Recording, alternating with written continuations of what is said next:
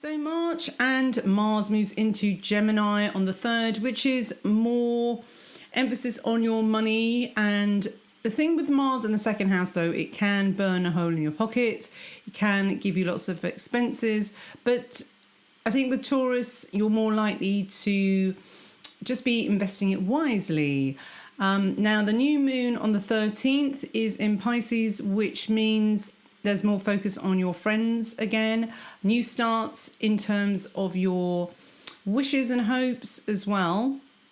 And the Mars trine Saturn on the 21st is, now that Mars is out of Aries, is more to do with constructing some grand plans because, of course, Saturn's still being in your career house. But this trine, it's a nice air trine. So a lot of ideas coming. And also because of there's so much luck and Jupiter expansion in your career, I think they can really be put to good use. So March, I think, is a really easy month for Taurus, actually, because there's no squares. And this trine is just so useful for you. Now, Mars conjunct the North Node will also be happening too on the 28th at the same time as the full moon in Libra. So the Mars conjunct the North Node. Now, with you, the North Node is going to be in your second house of money all year.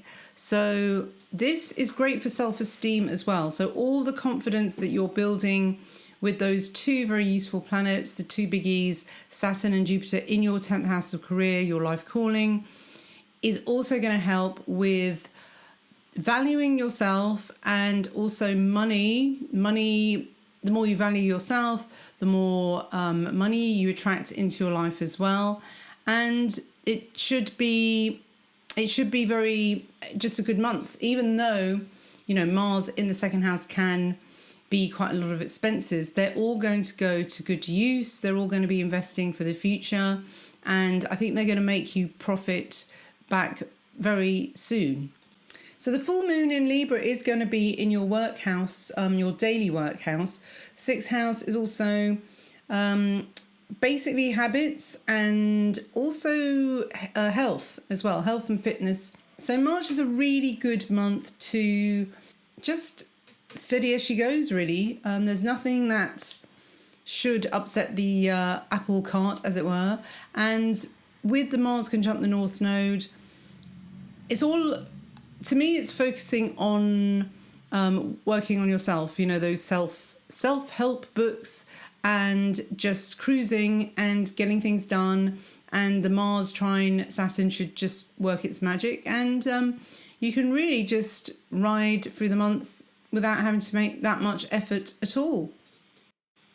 So April starts with Mars square Neptune in on the 9th, and Mars is now in your money house. Now the square to Neptune, that could make you be tempted to spend money on quite, well, drugs. No.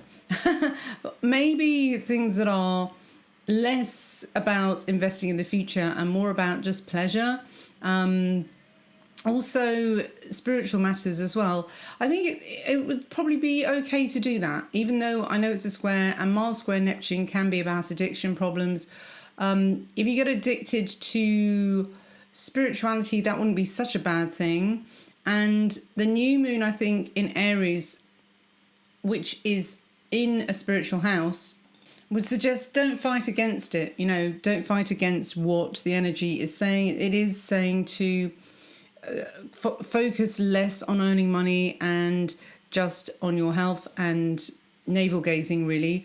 Yoga, doing physical things that are to do with spirituality, and also things like massage as well would be really good earlier on in April. Then on the 17th, Mars trine Jupiter. This is great for being courageous, being daring. The Mars is going to be in your house of self-esteem as well. So if you've been feeling extra confident as well, I think this is really going to have an impact on your life calling because, of course, Jupiter's still in that career house. So I would use that Mars trine Jupiter to do some visualization really, because this, the Mars square Neptune has got that kind of energy about it as well. And the square does make things happen as well. Then on the 23rd, Mars moves into Cancer, which is your third house of learning and local, your local area, your immediate area. So I think with that, the Saturn trine North Node, which is happening the day after, that will really bring some fateful events into your life, like meeting people that you feel kind of destined to meet, really. Very, very karmic. Anything to do with Saturn is karmic. And with you, the karmic is with people who owe you something. And I think they will pay you back in offering you, work as well, and getting you on the right path for your life calling as well. So the North Node is all about getting on the right path, and with Saturn being in that life calling house, I mean, the two together are a safe bet, really. They really are.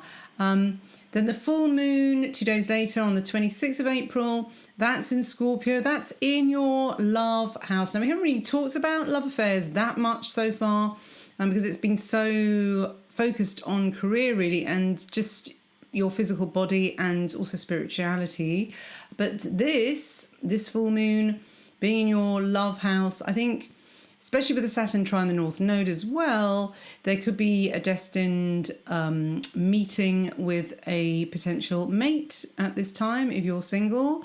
Now, there is the Ceres square Pluto on the 30th after that. So Ceres square Pluto, there's the Persephone myth archetype going on there. And they are in quite difficult houses for you. I know Pluto in Capricorn, not so much, because that is your 9th house of foreign affairs and higher education, but the Ceres part is in the house of self-undoing and hidden enemies. So with this one, it could be that you have this strange attraction for foreigners or someone from long distance. And the problem with those kind of relationships is that because it's all being conducted online, they can easily hide their dark side. And then when you meet them in real life, you've invested so much, it's hard to kind of break away. So Ceres square Pluto, it's a bit like being pulled into the underworld. There could be a long distance love affair that is being triggered by the full moon. But if not, then there may be a case that you do meet someone who's actually quite right for you and it is a karmic relationship. But then there's a temptation from someone who isn't, or who's trying to make out they are, or there's some kind of supernatural pull. But I think that's probably childhood wounds that may be pushing that. So yeah, be careful at the end of April with those Pluto bad boys or girls. So that was your monthly horoscope. You can come to Dance Star Astrology for the rest of the year, where it's all written in transcript for you. Or if you're a member, you can also get the transcripts free every month as well. So thanks for listening. Take care. All the best. Bye-bye.